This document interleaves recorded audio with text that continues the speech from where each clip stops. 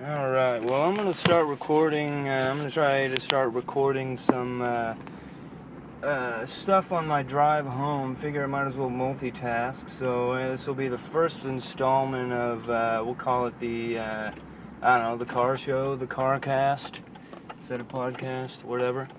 But you may hear a turn signal, and I may take pauses because I'm having a smoke. But anyway, let's make this a series talking about the nature and, just government in general. So this will be kind of an ongoing series discussing government in general and things, whatever. But anyone with any criticisms, comments, questions, whatever, feel free to comment and stuff. And then in the next episode I may answer your question or address your criticism, etc. But, alright, well, let's just... start with some general things. Of course, government does, protect, rights and things like that, and help people out in certain circumstances and things like that. But I think a lot of the things that the government, the services and things like that it provides can certainly be provided in the free market, and we've seen, whatever, but I want to start with some very large criticisms of government, because we know government does, some pretty terrible things, because there's terrible people in the world, and obviously, I think the majority of people are generally good individually, but there's a decent portion of humanity that's sociopathic, psychopathic, etc. And if they want to get away with controlling people and doing terrible things, people like Stalin, Hitler, obviously, those are the most extreme examples. But if you want to get away with stuff like that, and a lot of war criminals and people that lied and committed genocides or just normal unjust wars and things like that. I think there's probably some destabilization in the Middle East that we've done, that perhaps some were justified, perhaps I know many weren't, over the last 100 years since Wilson really began a regime change and destabilization of Middle Eastern countries.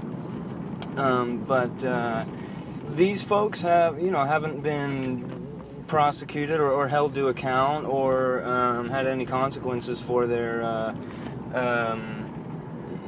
killing untold thousands and hundreds of thousands over the last century. But anyway,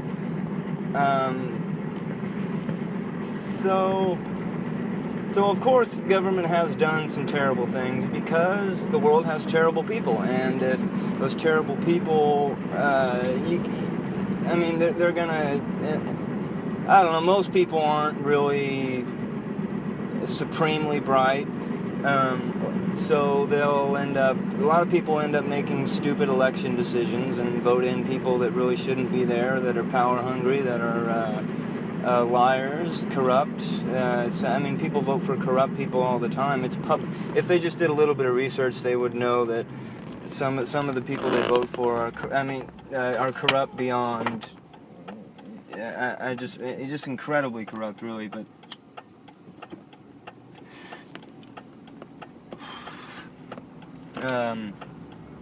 sorry, I just had to relight my smoke there, but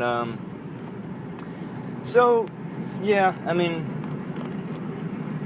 let's start with an overview of the 20th century here. In the 20th century alone, governments killed, just in general, governments around the world in the 20th century alone, in 100 years, killed 270 million of their own people. That's excluding war. That does not include war.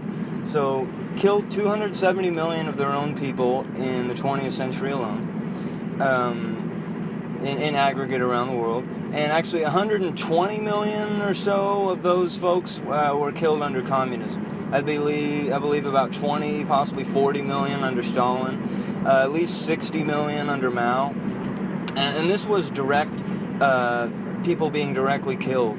It doesn't include the famine of the Soviet Union and famines in like Venezuela. I mean, that's this century though. Venezuela, it's fairly recent, but stuff like that caused by central planning that has caused famines, and especially in hardcore socialist communist run economies through government power and force. And if you include war into this figure, it would probably be about 500 million people in the 20th century killed by government. And if you include the secondary effects of famine, of other botched government policies and things like that, who knows what the number would be. Because I know in America, I think it's about 5-6 million people that have died because of the FDA, Food and Drug Administration, because of pharmaceutical lobbying and stuff like that, and for other reasons, I'm sure. There's a lot of drugs that haven't been approved by the FDA that are approved in other countries like Europe and stuff like that. So about the estimate's about 5-6 million people that have died in the U.S. due to these drugs not being approved, that are perfectly legal and pretty damn safe in other European countries and stuff. And they did this because there was 100 or maybe 200 like birth defects or something like that, compared to the weight of 5 to 6 million lives. So I mean, there's side effects to all kinds of drugs. So you tell people up front, you put on the label. I mean, you disclose to people that the potential dangers of such drugs and stuff like that, and they can make their own decision as to whether or not they want to take the chance. And I mean, if they're not pregnant, then these birth defects pose no risk. So, but yeah. So the death toll is war. If you war and people being democide is what you would call it. People being killed by their own governments is 500 million people in the 20th century alone. If you include the entire span of human history, governments have probably slaughtered untold, over 1 billion people, probably, over the course of the history of the state and government and monarchy, etc. Emperors, pharaohs, stuff like that. And, think about this. Slavery, Jim Crow, segregation, these were all enforced by government. The Montgomery bus boycotts, Rosa Parks sitting in the front of the bus and stuff like that, refusing to leave her seat, that was actually a law. That was the law. I mean, that was a state law. So these laws were created by government. Segregation was imposed by government via law. So the bus companies were obligated by law to make blacks sit at the back of the bus. So, as well as slaves that escaped the plantations and stuff like that, there was government law to force citizens to go on these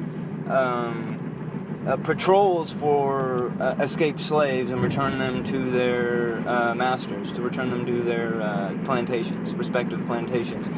So, just let's see, trying to move on here. I don't know, I mean, really, yeah, I'm almost home now, so I kind of want to just stick to these subjects, I guess. I don't think war itself would, in I'll try to make the case in subsequent videos and in videos later on that war would not be feasible, economically feasible, or hardly possible without governments, because what the government does is it externalizes the cost of war to its taxpayers. So, I mean, Barack Obama dropped 100,000 bombs over his 2 terms, and 3/4 of those casualties were civilian casualties. And George Bush's Iraq War, whether or not you agree with it, I'm gonna set that aside. But do you think George Bush could have afforded to fund and perpetrate the Iraq War on his own dime? No, he surely couldn't have. And if it had been purely his responsibility to fund and perpetrate the war in Iraq, the people, the enemy would know who the enemy was, and they could much more easily overtake Bush and try to kill him than the entire apparatus of the American military and all the defenses of the entire United States government and stuff. And as well as Barack Obama, do you think Barack Obama could have, on his own dime, on his own personal dime, afforded to drop 100,000 bombs and paid for all those bombs? No, I certainly don't think so. But yeah, I don't know. I'll try to make the case over. I'll make an individual video about that, about war, and as well as there's. I mean, a lot of you really don't see like companies burning down their competitors' factories and stuff like that, because, however, if you destroy your competitor, you may get an advantage economically, but actually when you factor in all the costs, it almost completely diminishes, or possibly the costs could be even greater than the return on investment, so-called, of burning down your competitors' store, factory, warehouses, etc. And it's the costs of that are directly parallel to the costs of war. Like retaliation. Let's say I don't want to dwell too much on this. I'm pulling into my house, but I base a lot. This part I'm talking about on a article online by Stefan Molyneux and a couple videos he's made that I've watched. He's quite an insightful guy. I think he's like 53 or something like that. He studied philosophy and thought about complex issues and stuff like that for I don't know. He said about 35 years. So he's pretty smart, pretty wise guy. I have a lot of respect for him. I've learned a lot from Stefan Molyneux over the past couple months or so or whatever. I really should have gotten into him sooner. I knew about him, but I'd been listening and watching to other things online and learning from other people. Yeah, you know what? We'll just I'll cut it off here, and we can continue on. I'll try to make might as well make one tomorrow or whatever on my drive home from work, and perhaps the next day. So we'll continue on, and I'll explain more about this feasibility of war and the parallels to like a company or business or entrepreneur, because it's directly parallel, really. But I don't know. You may have questions or whatever, but I'll lay that out in its own separate video. But yeah, let me say one thing. So let's say you are going to try to torch your competitor's building. You have to go to a black market to try to find an arsonist or whatever in an area in which you're not familiar with, like the the crime sort of market. And you could easily run into a undercover cop. Actually, I think like 70% or most of these like hitmen and arsonists and stuff like that are actually undercover cops. But regardless, let's say you do find one, and who's to say that this shady character, this arsonist, won't just go to your competitor and say, hey, he may or may not disclose your name. You don't know, you're dealing with shady people. And he's like, oh, you know what, I could, instead of torching your factory, I could torch your competitors if you pay me more. And then, and who's to say he won't just run off with your money and not do it? Keep your money. And then you got this rogue guy that could go to your competitor, like I said, except maybe in this circumstance, he'll be like, all right, I know one of your competitors was paying me to burn down your factory or your store or whatever. So if you pay me X amount of dollars, I'll disclose his name to you. And if you're hardcore competitors and you know each other pretty well, perhaps he never finds out that it was you, but he highly suspects it because you're, someone burned down his store or factory, and he's like, okay, well, this guy has been my main competitor for 20 years, or however, however long that it's been, this guy has had his business destroyed.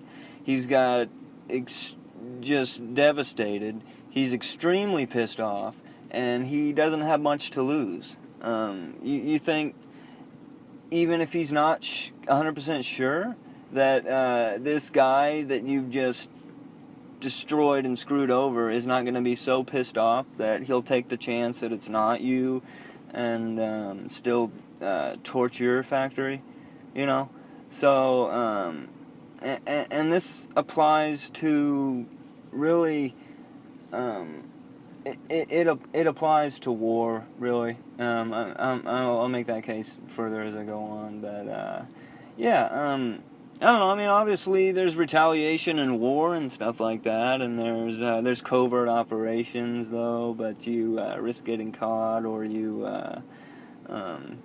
risk having moles in your operations and stuff like that leak certain things, and then the enemy finds out, and then they shoot missiles at you, stuff like that, and I don't know, if the cost wasn't externalized onto taxpayers, I don't know. I don't think war would, however, it may happen, but I would think it would be far, far, far more rare than it is, far, far more rare if it had to be paid for by the individuals that decide to start wars. I think it would be far more rare under those circumstances than if than the current situation where they externalize the cost to taxpayers. I don't know. I mean, I think a lot of you folks probably get the idea or whatever, but just kind of contemplate that yourself if you want. I mean, I try to think about certain things and stuff like that, and whatever. All right, I'm gonna call this one. We'll continue on later. I mean, we have plenty of time to discuss these ideas further. So, all right, thanks for tuning in, guys.